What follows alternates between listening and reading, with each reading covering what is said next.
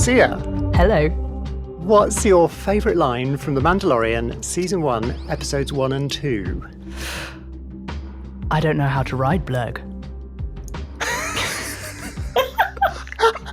That's so niche. We love Blurgs. I've got more to tell you about Blurgs later. Excellent, I can't wait. Of course. Branwen, Yes. what's your favourite line from Mandalorian Season 1, Episode 1 and 2? I acknowledge bounty hunting is a complicated profession. That was my terrible Werner Herzog impression. Do you know what? I listened which to I that. toyed with not doing. As soon as he spoke, I was like, who's this Werner Herzog sounding guy? And then I was like, oh, it's Werner Herzog. It's Werner Herzog. But I recognised him from Adam Buxton's impression of him on his podcast. Amazing. You are listening to Sisters of the Force. Welcome to Season 2. Woo-hoo! Oh my God. We are, as you may know, this season delving into the Mandoverse, i.e. The Mandalorian and the Book of Boba Fett. And we're going to be doing 2 episodes per episode for the time being. And even more exciting than all of that is that we have another lovely guest today, the wonderful Sarah. Hello. Woo. Hello. Hi. Welcome to Sisters of the Force. It's so lovely to be here. It's so good to have you you. along. I've known you for quite a few years now, many years actually, and I can't believe it's taken us this long to have like a proper Star Wars conversation. We have had casual ones when we came to visit. We dipped in and out, which is when you discovered I loved it. But nothing in earnest, and that's all about to change. Yeah, and this I can guarantee you will be earnest. So, can you tell us about your like connection to Star Wars? When did it begin?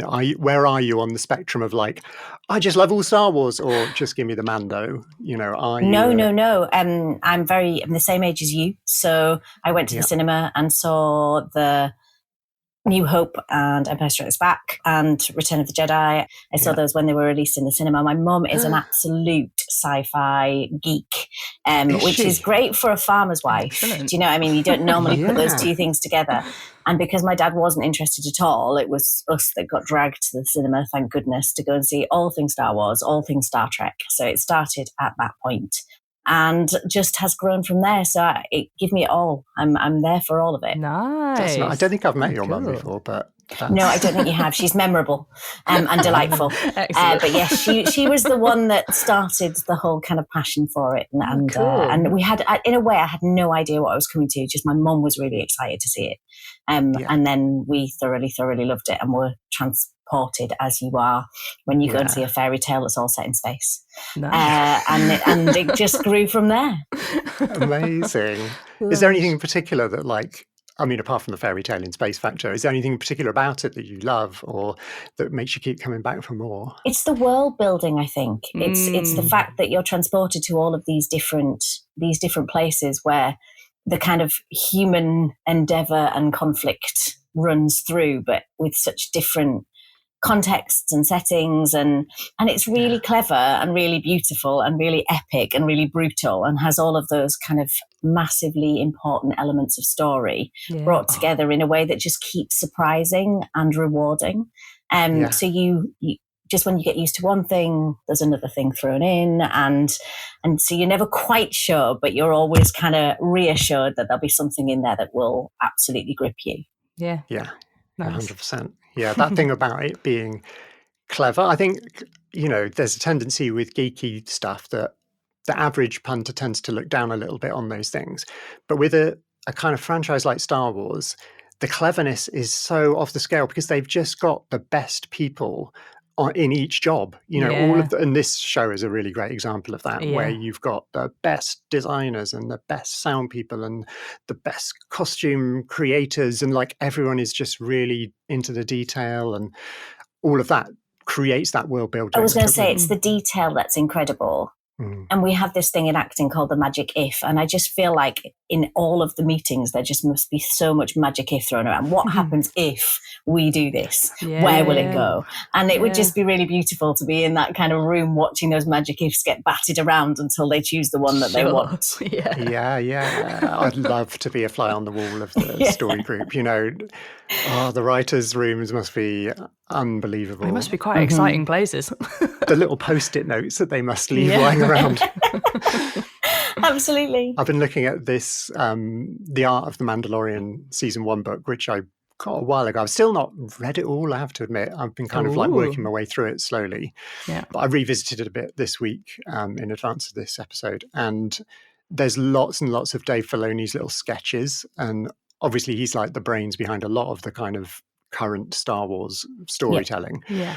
And he is a big drawer, and he just draws little like frames, of potentially a storyboard or just like a random design. And even though they're just little pencil sketches, there's just so much in them. And I feel like that kind of probably says a lot about how these people work, how their brains work. That process must be incredible. The problem is with this podcast, every time you speak, I've got another thing in my kind of basket of dreams of books I want to buy, and you've just added another one. It's not good. It's not good. I'm going to have to give them to relatives as presents, and then I can just borrow them off them, and then that would be great. We're going to have to make a library, I think, aren't we? I definitely think a reading list is necessary that we can just kind of pick off. We can have like a postal, like a post circle of books. I love this. Although Let's don't ever hand things to me, as we found out last week. I'll keep them for 12 years. Oh. So this is true. This is true. It's horrifically remiss of me that I forgot at the top of the show, really, to tell our listeners who you are and what you do. I mean, would you like to talk about that? Because I think it's really interesting in the context of how we're talking about Mando. Very briefly, I'm a drama practitioner, which means I get to do drama in lots of different ways and settings and from lots of perspectives. So I use drama for education, to tell stories. I do a bit of writing, directing, lots of work with young people. So I'm kind of making things all the time, but making things in order to build people up, I suppose, is kind of a short way of putting it. Yeah. That's beautiful. Kind of creative empowerment stuff. Yeah, very much so. Very much so. That's what I do as well. So I was going to say that's exactly. Like-minded people around the screen. We love it. Nice. Right, okay. Well, I suppose we better get into this because we could just chat all day, and we've got a lot to get through. This is going to be a very interesting episode because it's a little bit of a deviation from what we've been doing. We've just been digging into one film, which has been fairly straightforward. Although, even within that, we've fluctuated a bit in our approach. But we now have this new format where we're going to be doing 2 TV episodes. We're not sure how it's going to go. As always, come along with us. Come along for the ride. It's also going to be interesting in that this is, for Branwen, it's a rewatch. For me, sometimes it's a watch. This one is actually a rewatch because I have seen the first 3 or 4 maybe episodes, but that was a long time ago and I have not retained anything, as it turns out. This all felt new, did it? Yeah, it felt fairly new. I'll tell you what didn't feel new, which was my other possible favourite line, which was the Jawas all going, Suga! Suga! Me, that was on my favourite line list as well. It's a glorious moment of delight. I love Jawas. They were just so happy with their bouncing around, They're honestly. Just diving into the egg. Yes. Big Cadbury's cream egg. Love it. With absolute abandon. It was great. Yeah. Reckless. Which all of this reminds me, Sarah, what was your favourite line from episodes 1 and 2? Okay, this comes with a bit of a sorry bow because it's a cliche from it, but I love I Have Spoken. It's just so beautiful. Yeah. And when I first heard it, the first time I watched it, I was like, yes, we should do more of that. We should make a statement, say, I have spoken, and move on. That's it. Because there's no questioning Quill. Nobody's ever going to question him, ever. Is that his name? Quill, yeah. And it's not combative. It's not argumentative. No. It's actually incredibly peaceful. And I love it. Yeah, well, jumping straight into the deep end now, which is cool because let's just roll. His character and the armourer both speak very intentionally, and they don't kind of stutter. They don't ponder. They just speak their mind in a really clear, succinct way, and it's beautiful. In slightly different ways. Yeah, but it's such clarity. Both of them have such clarity, so you know exactly where you are with them, and that's a really rare quality in a human being, just knowing where you stand. So I find that utterly refreshing. Yeah, the fact that we've got two of those characters in one episode, effectively, is pretty wild. Well, we say human being. I mean, Quill is an ugnaught, and he's an ugnaught. Yeah, we've yet to find out if we ever will.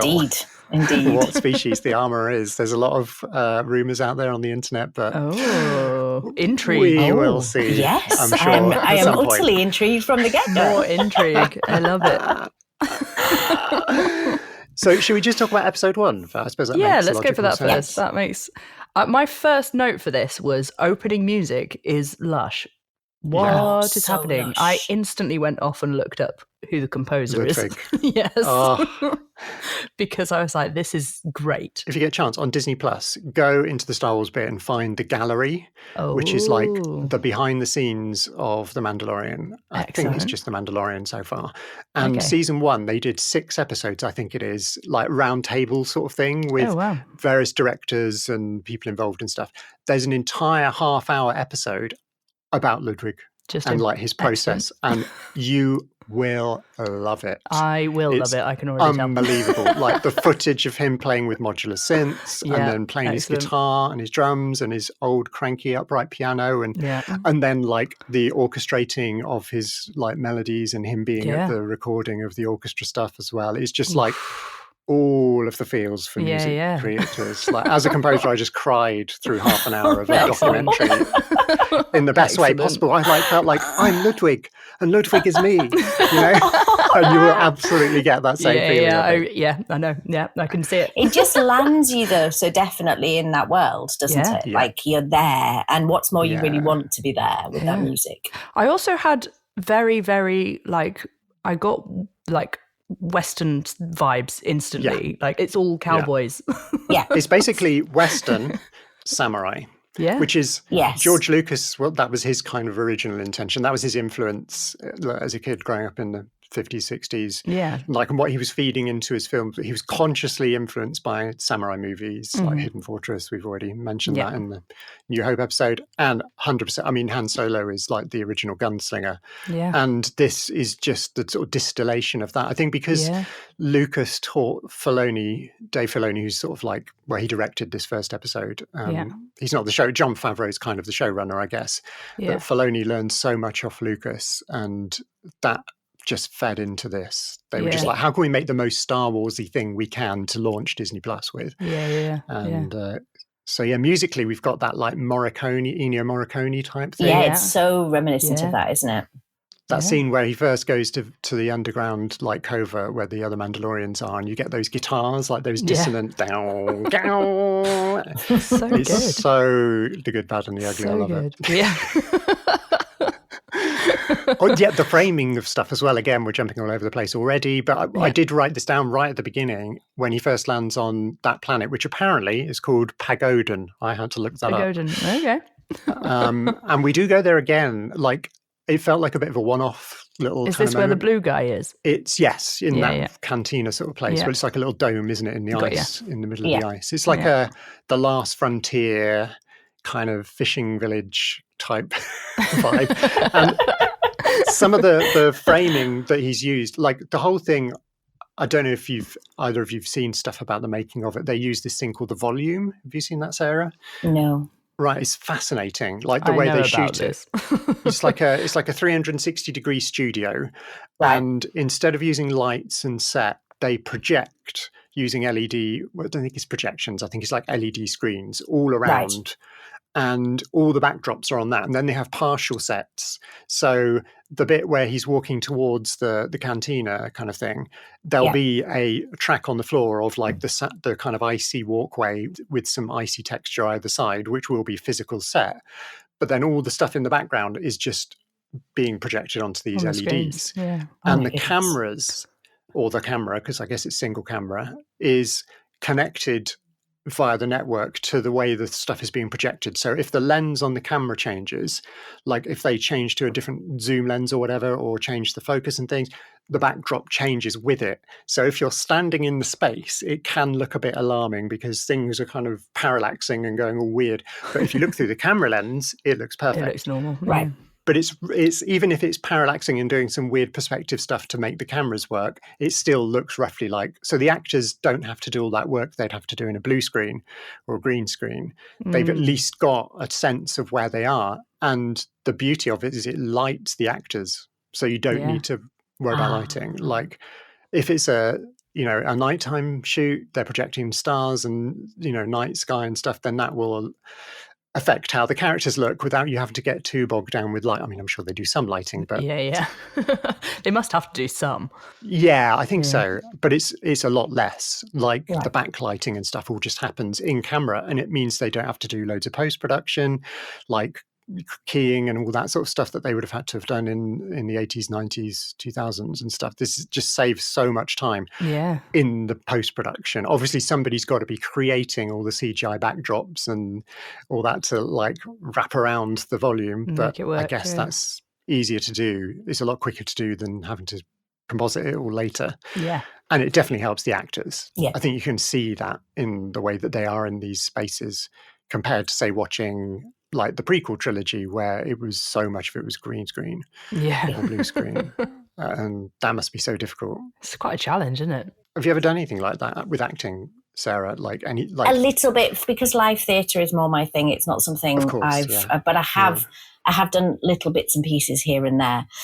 My son was part of the Rebels advertising campaign and had to do a load of green screen stuff for the lightsaber fights. He was taught how to do the lightsaber fights when it was first released. So I watched him do all of that, which was quite interesting. What? Rewind just a moment. She's not going to let you gloss over that. No, I should have just opened a whole tin of. So when Rebels was released, they did a campaign to kind of promote it, where you could send in pictures of you doing a video footage of you doing a lightsaber fight, and then they would do all the special effects and layer those on, and they needed a campaign to show how it was done. So Tom was the actor that did the original one to kind of promote it. This is what you do, and then this is what it looks like. So that was all over the channels when it was first done. Oh wow! This is blowing my mind. And that was all green screen. That must have been 10, 15 years? Yeah, 10 years? yeah. He was only little, because he's 26 now. So he was about sort of 11, 12 years old, which is the age that they were trying to capture with that. Yeah. And the beautiful thing, not to go on too much of a tangent of Tom, is that he's like now really proficient at weapons theatre, isn't he? Yeah, he's a stage combat sort of expert practitioner type person. He's just been at one of the conservatoires today doing his thing with the students. So nice. Yeah, seeds were planted through the fabulous universe of Star Wars. Dave Filoni made me do it. Yeah, indeed. Anyway, back to Mando. Go back to Mando.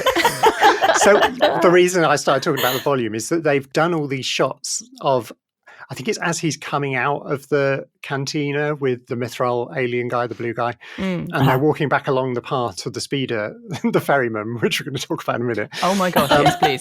And they have these like perfectly framed horizontal shots with like the horizon. It's all very, very straight on. And that's definitely a Filoniism if you watch Rebels and some of the Clone Wars as well. You get that kind of framing and animation. And he also does it in season 2. There's an episode that he directs, and there's a lot of that. It's when Mando, and no, we won't go down spoiler don't. I'm just started. Yeah, I know. Sorry. But yeah, there's a lot of these kind of very straight, flat on, like horizontal, beautifully symmetrical almost framing, which is very Western as well, and very samurai. Yeah, that figure in the landscape. So that kind of imposing figure in a bleak, in this kind of case, utterly bleak landscape is just it's with the music that is completely lush. It's just like you've landed, and it's like, whoa, here we are, and I'm all for it. But then we've got the little magic flute. Yeah, the Kubas with the flute is so funny. But the fact that they gave him a little recorder to play. I love that he summons drivers with a little recorder. Like, what's going on? He just gives a little toot. And along comes droid in a speeder, and we find out that Mando hates Doesn't droids. like droids. Yeah. From the get-go, that's just like established and keeps coming back in glorious fashion. It's one of those lovely motifs that every time you do it, you go, and they play with it a bit, like they definitely play with it, but it's still unresolved a bit, I think. I mean, he's done a lot of personal growth, we can say, about Mando. Yes. By the end of season 3, he's done a bit of dealing, but it's still there. Yeah, and so he summons the droid one, and that's not good enough, so that has to go. And then we get that really comedic, like clunky speeder. Yeah. Which looks like With it's falling this apart. Did you notice the first sound effect note? It's the same sound design as Luke's land speeder. Like it's specifically to Luke's land speeder, I think, by my ears. Like, there's a lot of speeders. We've had a lot of speeders over the years before this. Right. But it's never been that exact same. Yeah. I don't know what it is. It's sort of a bit vacuum cleaner. I don't know. It does sound a bit vacuum cleaner, doesn't it? I'm just trying to remember it now. Yeah. I actually listened to this one on headphones, and I think I'm going to do that going forward because it's definitely got some great spatial stuff going on. You've got a surround sound system, so that's how you're experiencing it anyway. Yeah, sorry, Sarah. We do go down some very geeky sound that's things. Okay. I kind of made a pact to myself that I would just sit back and enjoy you doing that, like I do when I'm listening to the podcast, because I have very little to offer in that department. So I'm really happy just to listen to your expertise on that one. Happiness is a wonderful thing to offer. He does eventually get into a speeder, though. He does. It doesn't do him much good. My notes there were magic flute ! And then the next note that I made is this blue guy seems quite annoying. So I think he's very. I love him as a character, and he does come back. Like we do get a little bit more of him in the future.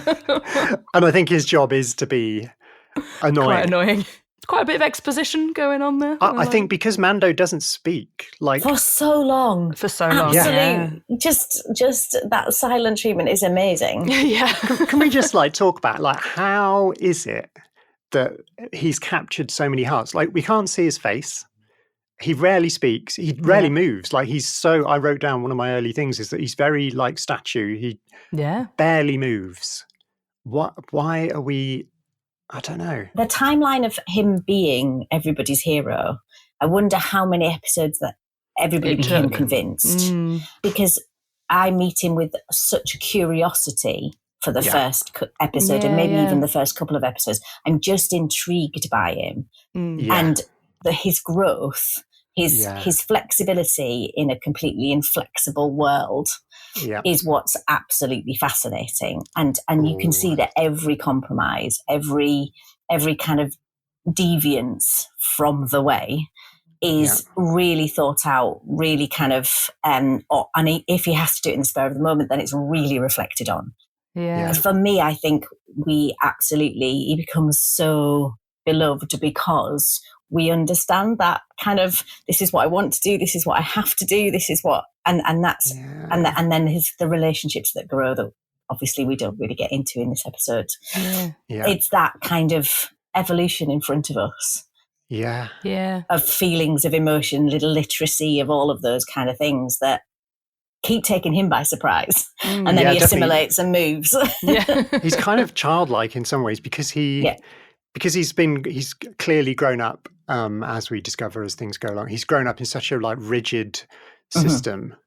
And every time, like you say, it's like every time he encounters a kind of a moral dilemma that he's not had to deal with. I mean, without jumping too far into the spoiler territory, in the third episode, he makes that first decision of well, I don't know that I'm going to go through with this, and it still fascinates me how we get all of that from the I mean, it's multiple performances. Obviously, there's whoever it is in the suit, which varies depending on what's happening in the scene. It's rarely Pedro, I think. Right. But the voice acting of Pedro is obviously phenomenal. He does so much with so little. And I think that's true of the physical actor as well. The slight inclination of a head or the way he sits And just a tilt of his shoulders, and he does so much acting with these upper chest and shoulders. It's a masterclass, and the incline of the head. But and I think laying out that rigidity in the first 2 episodes sets everything else up for greatness. The foundations are built for us to kind of understand how significant every one of those decisions are. And if they hadn't laid it out so clearly in these first 2 episodes, none of that would mean anything. Yeah. It's true. Some very good writing. So the Mithral, who I don't think the Mithral has a name. I don't think even now, 3 seasons in, I don't know, we haven't seen him loads, but every time we see him, I keep waiting to find out what his name is. But if you buy the action figure, it's just called the Mithral. So that's as far as it goes. He drops the first of the kind of Star Wars swears of the series. Dank Ferrick. That was close. He says when they escape from the Ravenak, and whatever it's called. I would like to thank you because I hadn't really noticed them any other time, but because you drew attention to them in an earlier podcast, I was like, that's a swear. He's doing a swear. Well, I mean, on what spectrum of swear, I don't know how bad it is. We should mention before we leave Pagadon, the way Mando fights off the Ravenak is with this. This is a Easter egg geek moment, by the way. Oh yeah, you can always tell. Go on. When I start going. His gun, which is that big long kind of rifle with the pronged thing on the end, was originally seen in the legendary Star Wars holiday special that everybody loathes with vengeance, which came out in '79, I think it was. Okay. You can watch it if you dare. At your own risk. It's pretty... I'm not sure I'll be doing that. It's known to be a cringe, but I actually don't mind it. The story of it, not going to give anything away, is something to do with Chewbacca. He has to go home for Life Day, which is a celebration, which we get a little mention of in a minute, to be with his family. He's got a son called Lumpy, and the rest of his family are all there. And I can't remember the full story, but they all end up on Kashyyyk with the Wookiee family. And in between, it's like a kind of it's a literal like holiday special in that there are little intercut things. And one of those intercut things is an animated like Boba Fett episode. Which is the first time we got to see Boba Fett. He's there riding a big dinosaur. Watch out for the end of Book of Boba Fett for a little callback to that. He's riding this big dinosaur and he's got this pronged weapon, and it's that. Which, in case you're interested, is an Amban phase pulse blaster. An Amban phase pulse. Yeah. I'm going to be testing you on this later. No, you won't. Oh my goodness. I will fail. Which, as we see later, is pretty horrific. It is really horrific. He's taking out Jawas later on. And so just grim. Horrifically, and the Trandoshans that jump him in the little canyon as well. He's just destroying, like, disintegration. Which I guess is where Boba Fett's line... Oh, no, it's Vader's line in The Empire Strikes Back when Vader gathers the bounty hunters. And he's talking to them on the bridge, and he says, "No disintegrations." And Boba Fett nods his head. So I think that's where it comes from. Interesting. Dave Filoni and Jon Favreau, they love like this kind of detail of like callbacks and the blaster. And then like a few seconds later, the Mithral mentions Life Day. I can't remember what he says. He's got a line about Life Day, which is rarely spoken about because of the holiday special thing. It's like they were determined to get a couple of holiday special references in there just to say, hey, we don't completely hate the holiday special. We don't completely hate it, but it's, we're not disowning it. My notes are a little bit jumbled, but I did notice that some of my friends were being eaten. There's like a very upsetting scene with some monkey lizards being roasted. Yes.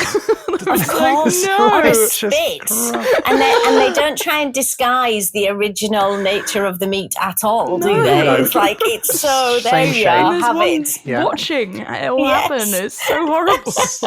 It is. I will. Like last time we spoke about these, I did say, don't worry. There's a bit of like comeuppance that's going to happen. So we're scarred at this point. Okay. But it's all going to be okay. Don't worry. Okay, it's all going to be all right. Well, it's not going to be okay for the one not for that one. No. Yeah, that's so grim. It does feel quite like, are they sentient? I mean, you know, Salacious Crumb. Well, they are, kind of, aren't they? It's a bit weird, isn't it? Yeah. I don't know. I still don't think eating them in front of other ones is nice. It definitely isn't. You're absolutely right. And it was the amount of detail they'd done as well to like really make it clear exactly what they were. What it is, yeah. And they could have just shown us the one on the spit, and most people would have been maybe if they knew, they would recognise the shape of it. Yeah, but having a whimpering one in a cage as well is so horrible. Just waiting for that fate. Yeah. Awful. You're next. So, yeah, we're on Navarro, which is a recurring planet that we visit quite a lot throughout Mando. We come back and see its development as the years go on. Okay. We got Carl Weathers, like Rocky, Predator, all of these.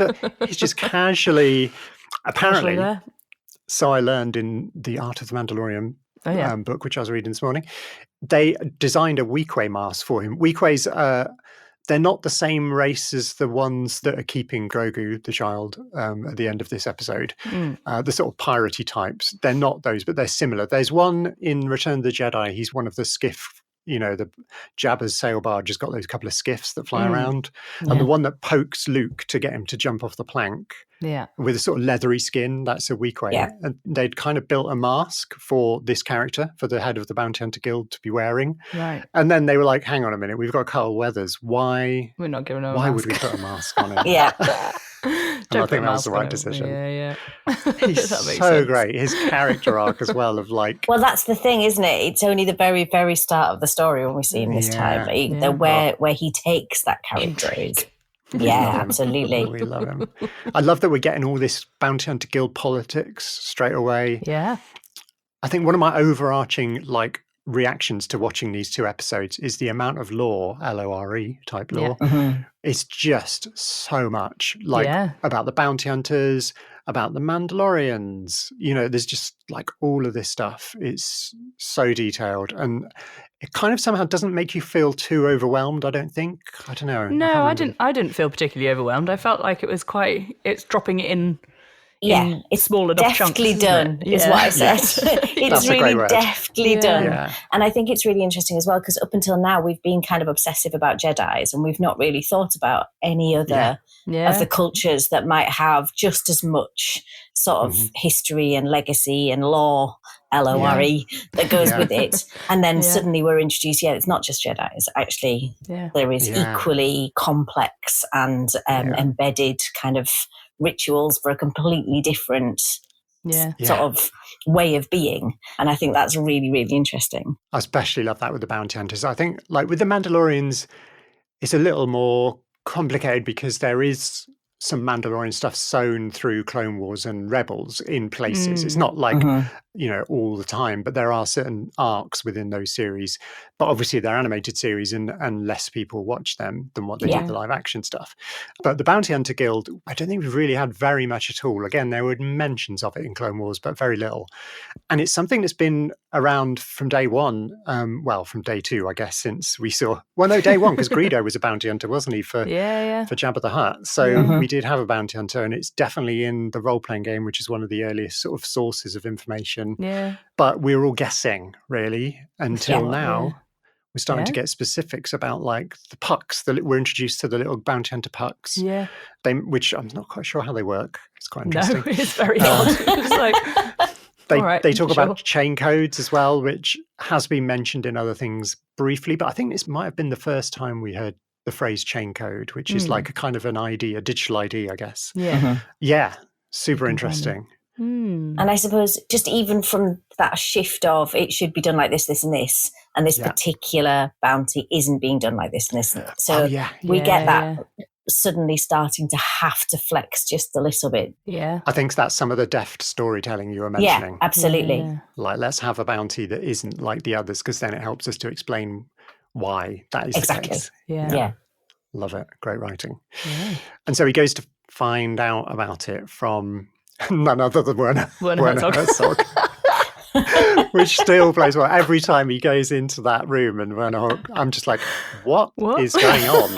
This is Star Wars and we got Werner Herzog. It's unbelievable. I'm never going to get over it, but I love it. I had to Google it and just be like, who is this Werner Herzog guy? And then I had to be like, oh no, it is actually him. That's why he sounds like him. He just doesn't look like him. He is him.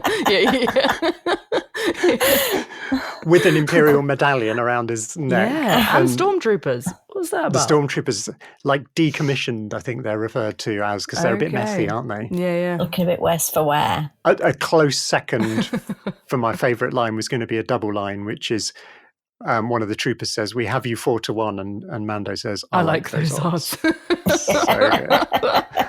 that tells us a lot. What a ridiculously cool thing. It's a very tense scene now. I mean, Werner Herzog obviously plays this great, like, tension in his, like, calmness, stillness kind of thing, compared to Pershing, the doctor who comes in, Dr. Pershing, who we do learn quite a lot more about as time goes on. Quite a key character, and he's really edgy and is not happy about what's going on. No. I like the way Herzog said something. I call him Herzog. He's called the client. I think he's another character. They're all characters with the Mandalorian, the child, the armorer, the Mithril. And he says, the client says termination is okay, but you'll get a lower fee. And Dr. Pershing's like, instantly what? like, no, don't do that. Yeah. No, we need this 50-year-old being, as we learn, alive. And that's kind of the deft storytelling, isn't it? Because that status is immediately established. The fact that the plan isn't what he thought the plan was, you get a real sense of the way that kind of hierarchy is working, which is law unto himself. He's definitely, and I love that in the kind of mirror of the Doctor, how we think he's not 100% down with what's going on here. Like, is he being coerced by this Imperial remnant to do something awful? And that carries on and on and on through into season 3 and beyond. Well, we don't know what's going to happen, but like we're still not sure of his loyalty. He's such a great like character of mystery and intrigue. It's become our catchphrase. Intrigue. It has, hasn't it? And it has to be done in a slight whisper, and I like that. And as if all of this wasn't enough, we now get to go and see like a Mandalorian covert living literally underground. As it seems they always do. Wherever we go and find Mandalorians in the coming episodes, they're always underground somewhere, like literally underground, as well as living underground in hiding kind of thing. And the armorer, who's played by Emily Swallow, who is an amazing woman, and she goes to loads of the cons and is so good with the fans, especially when there's like kids wearing the armorer costume. It's just she's so good with the fans, and she's quite happy to go on a podcast. I've heard her on the podcasts we love this generosity of spirit. We do. She's a good egg, and nice. Another brilliant voice actor. Like has your signet been revealed? What does that even mean? and I suppose she's a really lovely juxtaposition from this Mandalorian who's having to flex and change, and this character that is not at all bitter, but is not changing, utterly constant, metronomic in their following of the law, dogmatic, and gives it a really, really lovely kind of, you see him waver and kind of go all over the place, and she's just steady, which I think it makes his decisions even more sort of poignant and significant. We do get a little flashback, a little bit of Mando history, don't we? Tiny taste. Yeah, and it's so well edited, like editing the clangs of her hammer as she's hitting the Beskar into shape with, like, I was watching it, there's sometimes a cut when she hits and we go back to the thing, but then it sort of crossfades sometimes, and the visual language of it is beautiful. And the way they've shot the flashback with the kid and the droids, and it's just like, what is going on? And they tell us so little, but like, it really whets our appetite. You've just said that so much more eloquently than my note that says flashbacks well handled. That was much better. I think I probably wrote the same, but I just got carried away. Also, I've just watched the episode where that motif happens again in season 3. So another bit of intrigue for you is they return to that in a slightly different context in season 3, which is really nicely done. I think if you ever want to find out a bit more about your past, go and see the armourer and she'll make That's what you have to something do. for you. That clang is She'll going to just- chwa. She'll give you flashbacks somewhere. Reveal magnitudes. May or may not be a good thing. No. I've just noticed that my note for all of that was flashback editing. Flashback which is editing. even Oh, less. right, good. Alright, Yes. that's also quite big. I wrote musically, this is a lot of fun. There's some very pleasing sounds going on. Yeah. Oh my gosh, yeah, the soundtrack. Yeah. Is this? No, this isn't. Oh, this was almost my favourite bit of score. Oh, Because like I mentioned, those dissonant guitars, the distorted guitars. yeah. But then there's also like these weird synths, isn't there? Yeah. Like gated. Yeah. There's like We get loads of there's that. some gating going on, there's some comb filtering going on, there's loads of bizarre side chaining going on. I was just like, this is cool. At this point, we'd had very little of this in. I think there's a few odd Clone Wars episodes where they tried some experiments Okay. with electronic score, but it's not very often, Yeah, but yeah. occasionally it does. But pretty much until this point, we had never had anything like this. Well, all the films are very orchestral, aren't they? So there's kind of like Yeah, 100%. You'd never get something like this. So I love that it would have been so easy to just get a composer like one of the Giacchinos or whoever to just like channel John Williams and give us that Star just Wars do it. sound. Yeah. But I love that they went to, he was already an established composer and he'd already done some great work. But he was like, he's a hip hop producer as well. He does all sorts of different stuff. Yeah. And to bring him in, he's obviously a Star Wars lover. Yeah. But he just created this whole new palette. So good. So We many. get Tabla later on, the bit where he's looking at the blurgs through the thing. Yeah. And we get this kind of distortion tabla-tronic. I don't even know what it is. It's amazing. an entirely different musical vocabulary, isn't it? It's a whole different palette. But somehow it doesn't jar. You don't go. Oh no, that's not Star Wars. It is absolutely Star Wars, but in a completely different sound. Yeah. Okay, I had a very, very, very niche observation. Go on then. I'm a bit terrified, Branwen. I don't know. I'm going to say that this was intentional, I think. Okay. Right. I'd never noticed it until last night when I watched it. Right. At the very end of this scene with the armourer, she's made him his thing. She made him his pauldron thing at this point. I can't remember. Anyway, whatever she was making, he's sitting there and he's just had his flashbacks. And in his visor, they have like the T-shape like eye slot thing that's reflective. It's reflecting the burners on her like blacksmith forge thing. Yeah.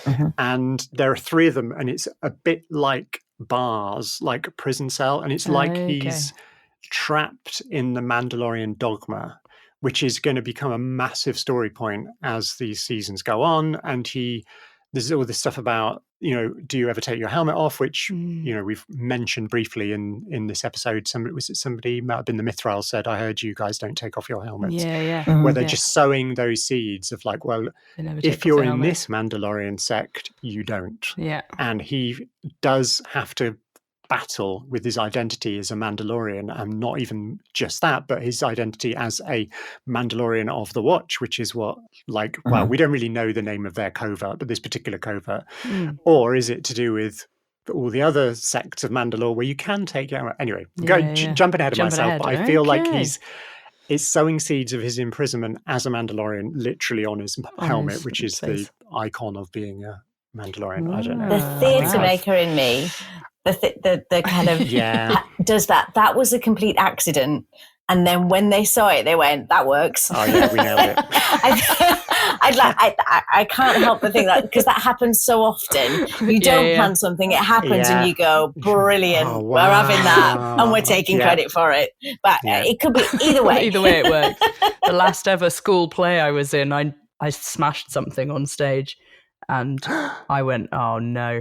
But then everyone came out being like, it was really symbolic. And everyone went, yeah, that's exactly what happened. There you are. That's Totally intended that. Definitely was meant to smash. It was a choice. It was a choice. Okay, blurgs. Blurgs. I love them. But so it cute. just adds to the westernness of it all. Yeah. Because in every western you have an unbroken horse that the hero has to break so they can ride it off into the wilderness. And the Mandalorian equivalent is a blurg. Yeah. Yes. 100%. And Quill is like the old timer, watching the young buck trying to control the stallion. And at the end, there's just this profile shot of Quill, and he just gives a little nod Yeah. of like approval. I did have a note about this as a horse rider. Yes, as a been doing horse rider, recently. which I've been doing recently. This is more lore about me. As a horse rider, you don't chuck someone on bareback that's never been on a horse before onto an unbroken horse. It's an unbroken blur. Is that frowned upon? That's frowned upon. You generally at least give them tack the first time, and because I was like, oh, maybe they just. Because when he was trying to ride the bloke bareback, I was like, well, maybe that's just how they ride them. But then in the next shot, they've got saddles. They've got yes, they have. Okay, I'd forgotten that. Now you've done it the really hard way. Let's make it easier, shall Give we? him a saddle the first time round. This is like a guitar teacher, like you must learn on a 6-string acoustic for 2 years, and you like bleed your fingers, and then they give you an electric guitar, and it's like, oh, this is really easy. Yeah. Oh, I'd forgotten that they had saddles. I didn't even log that. That's No, so I didn't. funny. That's that glorious insight of someone who knows. Yeah. Like, We it's do just get a not- cracking line where he says, your ancestors rode the great mythosaur. Yeah. And if that's not foreshadowing, Yeah. I don't know what is. Well, I thought that must be foreshadowing as well. Yeah. Haven't had it yet, but I'm sure it's coming. Do we Sure know? it's Do we coming. know what a mythosaur is? Yes, the Oh. opening shot of the armourer's blacksmith forge is like a shot above the the thing, big and there's like the skull, helm, the skull thing, which Yeah, Boba Fett gotcha. has on him as well, I Yeah. think. That's a mythosaur. Okay, gotcha. It's also on a flag outside Maz's palace. Okay. In Force Awakens, there's a Mandalorian flag hanging down.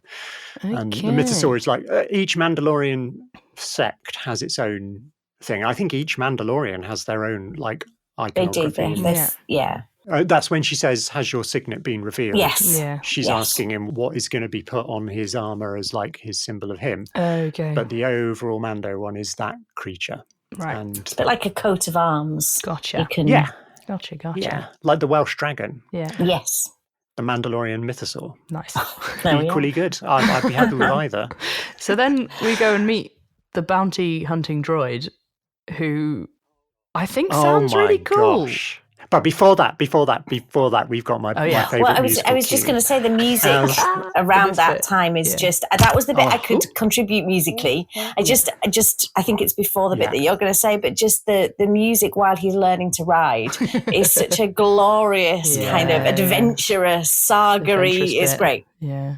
As you keep watching, Jon Favreau. Oh yeah, loves a montage. I did note some Like, montage. well, we've already had several. Yeah. In one episode, we've had more than one montage. And what my favourite cue is in the Okay. riding montage, which is like the travelling, and they're travelling across the mud planet, and we get the full the whole theme with the horns and everything that like. Oh, it just gives me all of the feels. It's probably the more traditional part of the score. You know, like we've been talking about all the different musical colours that we've had. This is more of the traditional Star Wars Western classic, all American feel almost. So nice. But it's done so well. The recording of the orchestra and the playing and everything is just exceptional. It's so good. I don't know quite what it is, but yes. Then we get to the compound where the Nikto pirate, whatever they are, we don't really know. We still, to this day, we don't really know who they were or why they had the child captive. Because that was one of my questions. We also don't know who hired IG-11. We never find that out, do we? No, and he says his instructions were to terminate the bounty, whereas the client asked Mando to bring him alive if possible. If he had to, he could terminate, but like the preference was to bring him alive because clearly they want him for something. But IG was to kill. So who is hiring IG-11? Intrigue. It's still a question we don't know the answer to. It is. Oh, I love science. We may never know, but I feel like it might be an important thing. I'm just enjoying the intrigue thing. It would almost, if it was written down, anything would be in a different colour, and I love that. I've been wondering what our next set of merch is going to be because the merch we've got is just our logo so far, and I've been like, what else are we going to have? Intrigue. We're going to have intrigue I definitely t-shirts. think so. Yeah, I had a note about this whole sequence where he teams up with the droid. It's very Butch Cassidy and the Sundance Kid. It's almost like shot for shot. Yeah. I was like, where have I seen this before? Oh, yeah. It's Butch such Cassidy. a homage. And I just think they almost wanted to go, bounty hunters can be like Mando, and bounty hunters can be like this ridiculous droid. Yeah. Compare and contrast. There we are. Yeah. Here we go. It's beautiful that we get so many things with this droid. Like, apart from the fact that we get Taika Waititi, who, if you watch What We Do in the Shadows, you know, he's like, and he brought us Thor Ragnarok, which we love. Yeah. And he's going to direct an episode later on in this season. Excellent. But he's also playing this Voicing like the droid. slightly deranged that looks like a droid we already know and love from Empire Strikes Back, whose head is also one of the things behind the bar in the cantina. It's the same bit of prop. It's been doubled up. And we get to see how he moves. And also for deep cut Star Wars people, if you played Shadows of the Empire in the N64 in the 90s, you had to fight this guy on a train. Oh, okay. But we never got to see him move like this, where he does the thing with his arms sticking out and all the kind of. He's like animated. I can't work out. Yeah, how do they like? He's got to be animated. CGI, yeah, but like it's animated in this weird. He looks like he's been stop motion. Yeah, you know, like as though it's a model that's been animated. Yeah, I don't know. It's really strange, and I love it. It's cool. Very unearthly. I didn't know it was Taika Waititi. That just makes it even better. yeah. Next time you listen to him, I instantly said he sounds cool. I was like, "There's something about him that makes I love his sound." So that's what I was picking up on.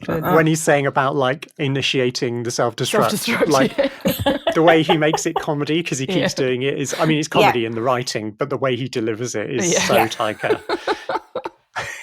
And I suppose we kind of needed a bit of relief at that point as well, didn't we? Yeah, we kind of needed just a little bit of, because it's all very intense and we're being given deftly kind of produced exposition and we're trying to take it all in. And then something that's essentially akin to slapstick is great. Yeah, in this shootout, like you say, is almost shot for shot. Like with the big shootout, the showdown where all of the Niktos appear on top of the buildings and round corners, and then one turns up with the like repeating blaster on a repulsor lift, and he lassos it with his grapple hook. So good. And the final shot, we've been talking a long time about one episode, but I think we're going to be talking more about this episode than the next one. Yeah, there's so much set up, isn't there? There is. That. What's the famous, is it Michelangelo with the finger the touch of God. Yes. And Creation of Adam, it's called. And the child's finger coming out of the crib. It's so good. It's like the perfect full stop. It's just... Like, we brought you here. Like by hook or by crook, we've come across many, many things in a very short amount of time. But we are now here. This is where the show really begins. It's perfection. And before we move on to the next episode, the concept art thing that happens at the end of every episode. Oh, gorgeous. Oh, just like perfection. Like I think at the end of episode 1, I was like, as if I could not love this show even more already. And there's the credits. The Child, episode 2. Yeah.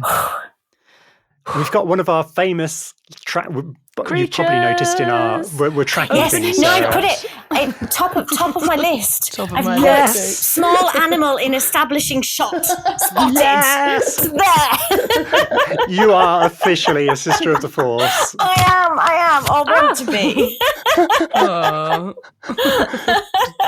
Not only do we get some little lizards in an establishing shot, we then get more of them, and including some baby ones. There were some little miniature ones that were out with their parents. And Grogu, I noticed you were bringing Grogu into shot. I brought Grogu back in. This is one of the things I had to ask, is that obviously at the moment he's the child. We don't know that he's called Grogu. I haven't watched further than this. I don't know that he's called Grogu, but I do know that he's called Grogu. And how and when? Soon. Okay. Season 2. Season 2. Is it season 2? Does it halfway take through that season long? 2. Yep, they keep us all the way till then. Wow. I've just quite binge watched it, so I didn't realise we had to wait that long. But it is officially said, it is revealed in absolutely certain terms that Grogu is his name. In a gorgeous scene. Grogu's A Grogu. fabulous scene. Absolutely. So good. That's all right then. Yeah, Grogu is, or the child, is hungrily looking at the lizards, I noticed. Out of the corner of his little pram. That frog later on, doesn't he? Dinner. Another lovely motif that keeps recurring. Yeah. So good. So good. Season 2, episode 2. Anyway, we'll get there. We'll get there. The Trandoshans. So these are the same race as Bosk, who is another of the bounty hunters from Empire Strikes Back. The lizardy type ones, or reptilian. Their voices, I've never noticed that before until I watched it. They've got this kind of weird dialect, which a lot of them speak basic. When you read them as characters in novels, they tend to elongate the S's.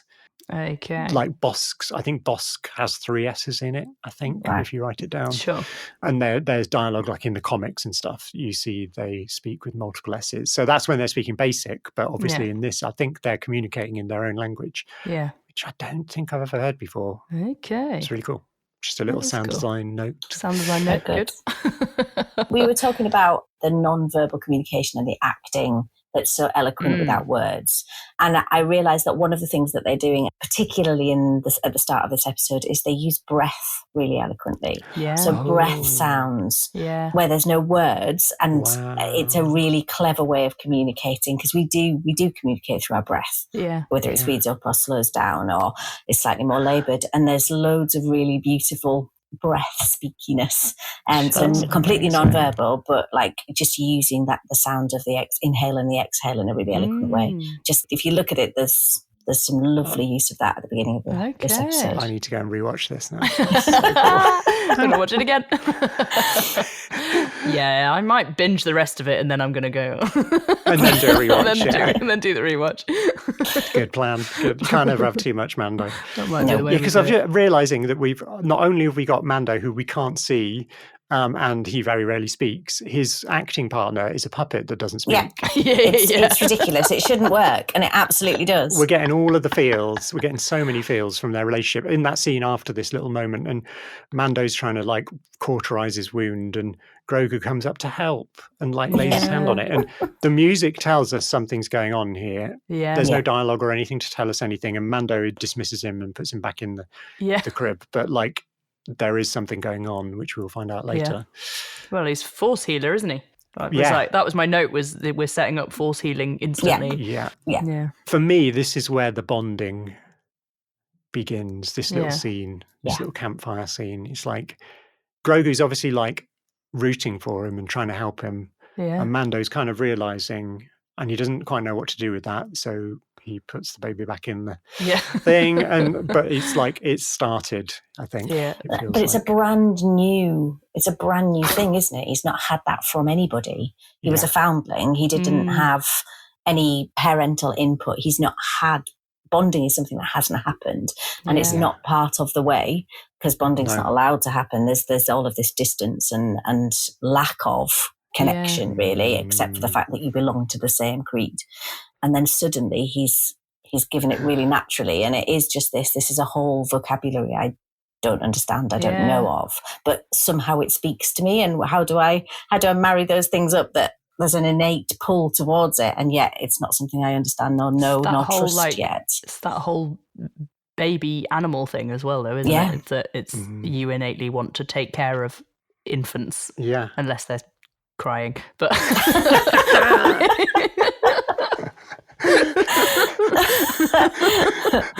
which Grogu is a 50-year-old. Somehow manages not to do a lot of. Not to cry. He's pretty patient, pretty peaceful as a child. As a child, But that whole like kind of big eyes and big eyes and helplessness thing, isn't it? The amount of design stuff in that book that I was talking about, the art book, like of how they got to Grogu, is wild. Like they went through so many different incarnations from Dave Filoni's little tiny sketch, which pretty much had him already, I think. But they went through more baby looking and then more Yoda looking, and I think they got the balance. Like it was worth the design process, definitely. He is cute. So it turns out that Jawas have managed to, like, they don't just live on Tatooine, which I don't know at this point whether we knew that. Although we did see some on Navarro, I think. So maybe we did know that. This is where we see like a whole enclave of Jawas with a sound cooler doing their thing, scavenging somebody's perfectly good ship. This is where, if you'd asked me for a line in this episode, I had one just in case, which is, I love the line, "You speak terrible Jawa, you sound like a Wookiee." There's a great laugh. But this reaction, he just starts flamethrowing them. I had a note about the Jawa murder in front of Grogu feels a bit much. Disintegrating Jawas left, right and centre. Yeah, the things that Grogu sees the Mandalorian do in that first episode is they're together. Sorry, that's episode 2. I mean, he's watching him do such brutal, brave, that whole thing of learning from your parents, the things that he's learning in that's awful. is really brutal.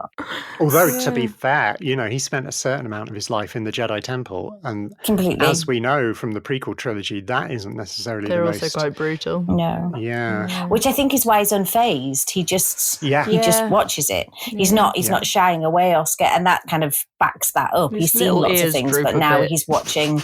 There is a bit of ear drooping. You're right, a little bit. But then he'll just eat a frog live. Carry on. So a whole new realm of comfort eating. Yeah.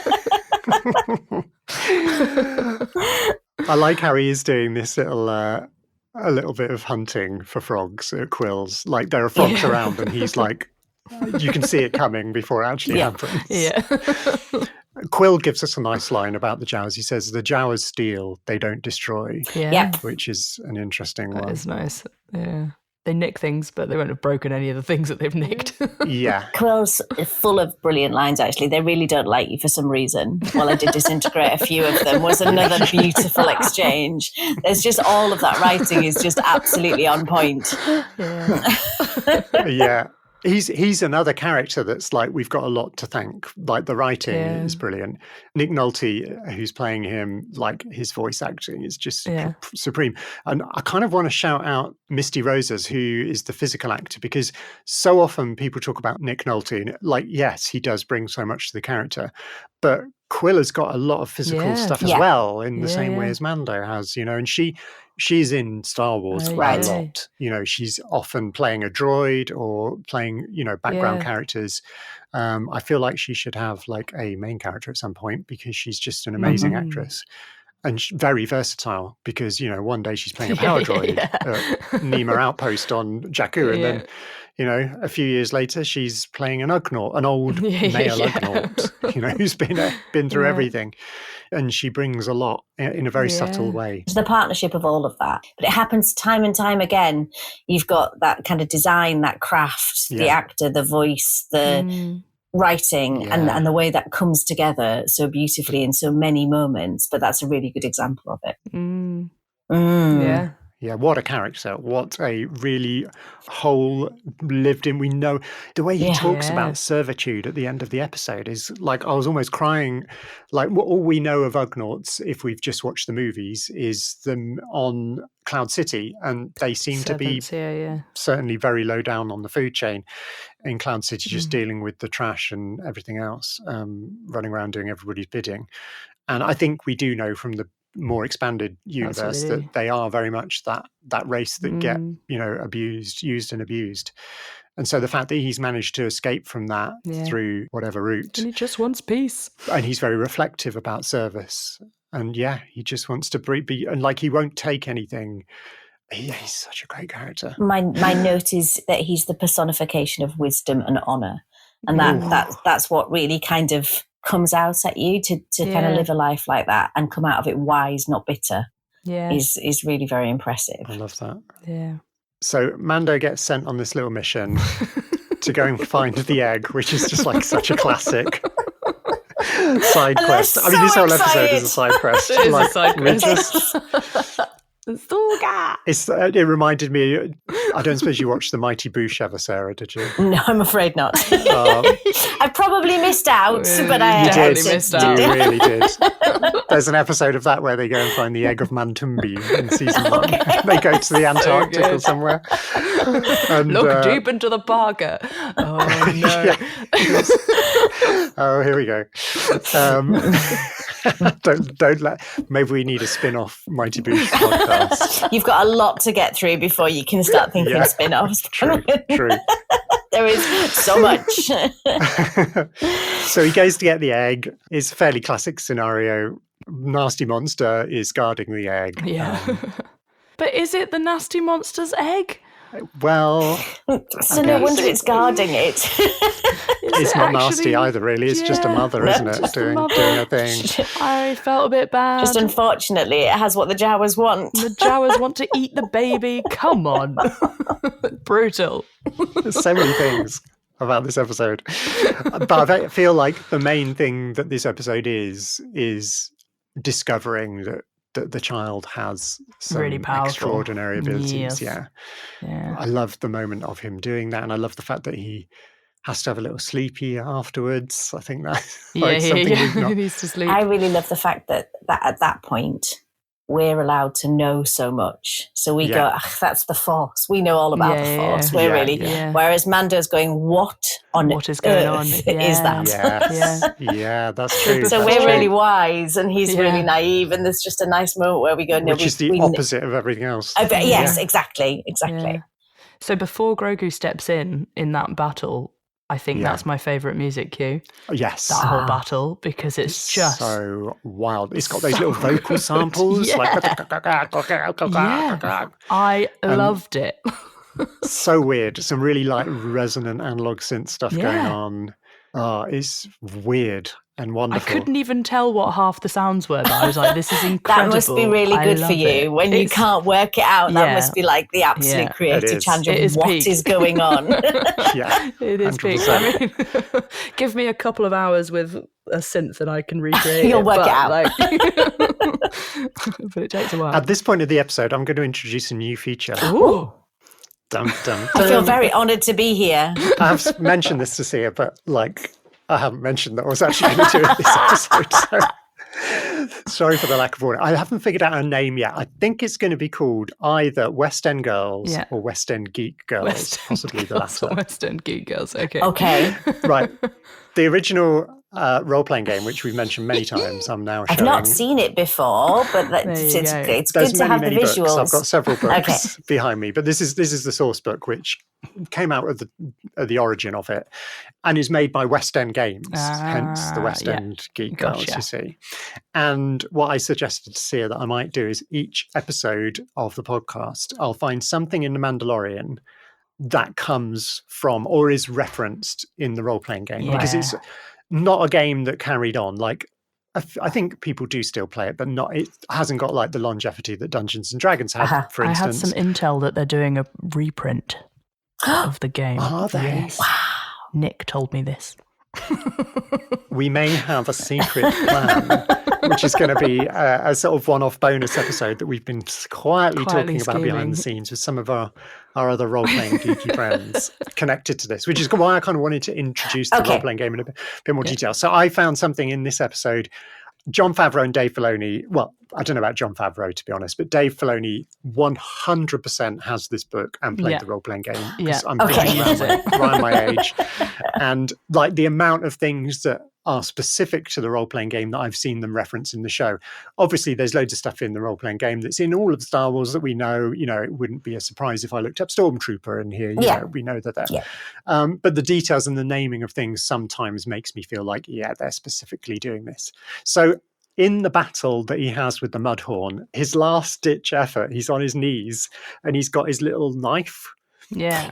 And the Mudhorn just charges him down, and that's when the child saves the day. Sure. That little knife is called a vibroblade, and you can see it if you look carefully. There's like one of these amazing horizontal profile shots of the Mudhorn and Mando, and you can see the blade just vibrating a little bit. It's very tiny, but you can see it glowing. And we have had them in Star Wars before, so it's not new, but it's something that I remember. So in the source book, it says vibroblade. For most applications in general use, in industry and in combat, Vibroblades have all but replaced knives. Well, we didn't have to be told that, really. A tiny ultrasonic generator in the handle of the vibroblade creates thousands of tiny vibrations along the blade edge every second, making the blade cut through most materials with only slight pressure. A tiny capacitor powers the generator, which is turned off when not in use.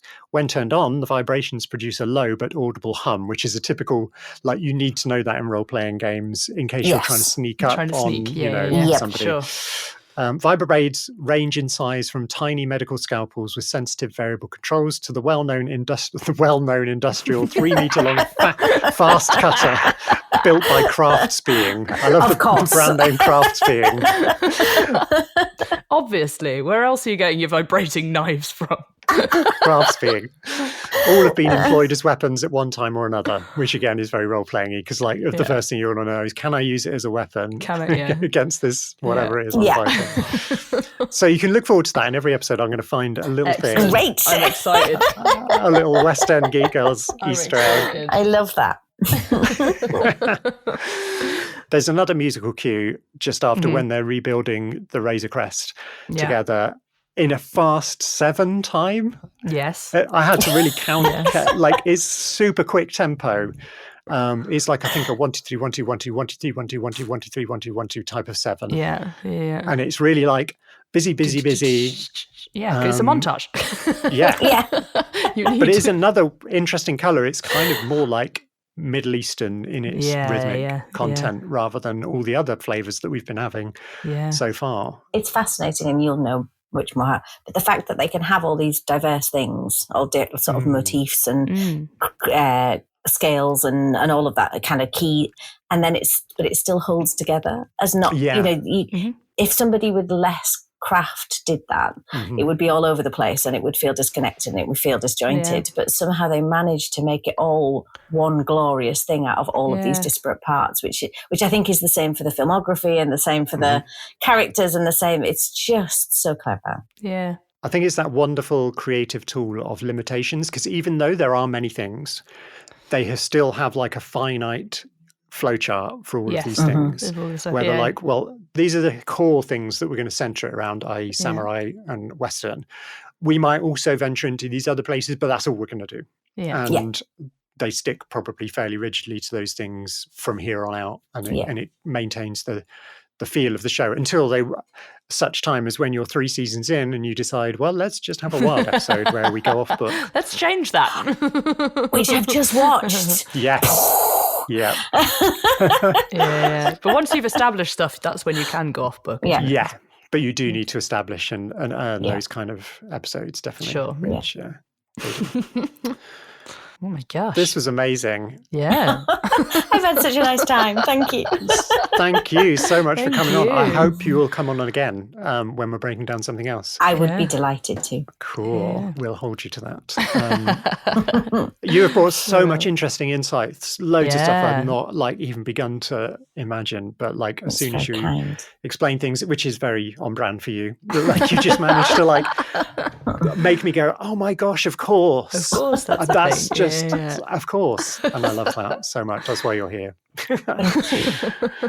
How do we all feel after rewatching or watching for the first time? Yeah, I'm going to binge watch the rest of the season and then it'll be a rewatch for me as well. I think that's very wise. Give me 2 days and I'll have done it. So I got this invitation. I was like, great, I've got such a good excuse to watch it all, which is what I've been doing. And then went back and watched 1 and 2 again just to kind of be ready. And it was like, that's no hardship. It's just Did you say this is your third time through? I think it's probably my 3rd time watching the whole season and then an extra watch of 1 and 2. And then now I need to go and do Boba Fett because there was the crossover between 2 and 3. And I was like, oh my goodness. And I'm back in and then Andor needs to be rewatched, and then so I'm off. I'm back into the world with a vengeance. And so thank you for the invitation. Absolutely, anytime. As we say, it will be happening again for sure. So don't forget, Listeners, thank you very much for joining us. And you can follow us on the usual places: Facebook, Instagram, Blue Sky, YouTube. All of those. Just search for Sisters of the Force. Yeah. And you can get our merch. Search for Sisters of the Force on Redbubble and you'll find our little merch collection, which currently only has one design. But as of this episode, a new one is on the way. I'm waiting for the intrigue line. I'm buying it out. We'll give you more. Amazing. We'll be back again next week, at which point we're going to be breaking down episodes 3 and 4 of season 1 of The Mandalorian, which is a very happy place for me. So I'm here for it. Exciting. Until then, we'll see you soon. Bye. For now. Bye.